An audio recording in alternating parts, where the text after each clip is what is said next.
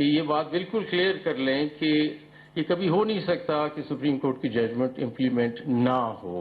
یہ نہیں ہو سکتا. یہ آئین کی خلاف ورزی ہوگی اگر ایسا سوچا جائے گا، کیونکہ ایگزیکٹو انسٹیٹیوشنز کو ریکگنائز کرنا ہے کہ ان کے پاس کوئی چوائس نہیں ہے but to comply with the orders of the supreme court. یہ میں نہیں کہہ رہا، یہ آئین کہہ رہا ہے.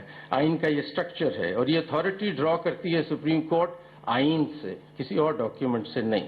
کسی کے پاس چوائس نہیں ہے کہ وہ بیان کرے کہ ٹھیک نہیں ہے یا غلط ہے.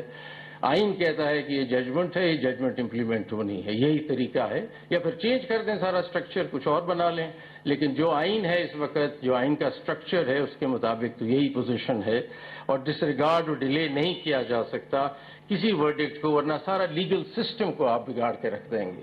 اس کا سارا بیلنس آپ خراب کر دیں گے آئین کا اور لیگل سسٹم کا، اگر آپ اس طرف چل پڑے کہ ججمنٹس امپلیمنٹ نہیں ہونی چاہیے. یہ ہو نہیں سکتا.